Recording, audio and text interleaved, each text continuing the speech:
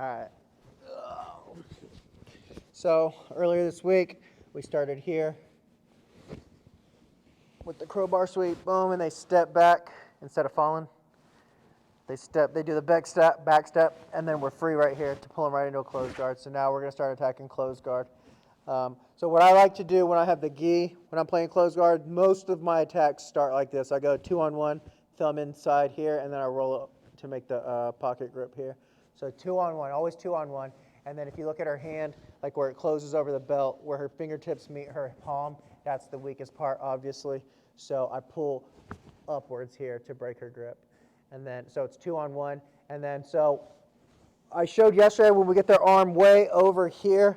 Obviously, we know we can take the back here. We've done that many times. If you guys want to drill that, feel free. But I'm just going to go ahead and skip that one. So we're going to go to the second thing we did yesterday, which was the pendulum sweep here. So boom, here. And then, so I grab this way. And then look, when I bring her arm across, I'm going to rotate her hand so it goes underneath this hand here. So as I pull here, now I got a good block on her arm. Her hand's not like here messing me up or fighting or breaking my grip. This is better for me here. And then she's going to resist a little bit, so I went over the center line yesterday. So when you play closed guard, think of having a center line right here.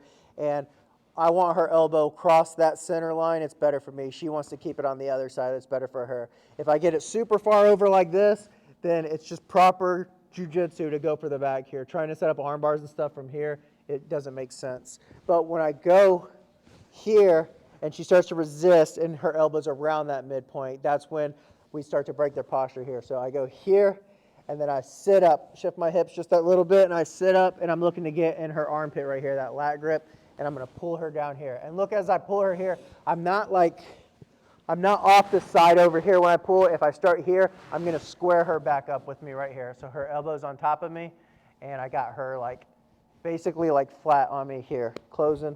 Tight elbow right here. And once I got the hug, then I'm free to let go of this grip because our body's, me pulling her into me is trapping her arm here.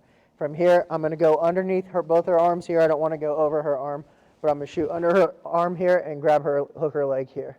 And then from here, I'm safe to open my guard, and I just start shifting to the side here. I want to get this plus sign angle now. And as you notice, as I get underneath, or as I get the angle, she starts to load up on top of me, and now she's super light. So now I can control her. I'm her base. So from here, I'm just going to slam my leg down.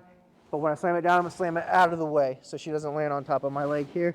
And then look, I keep my belly on the tricep here when I come to the top so I can trap that arm there and use it for other stuff.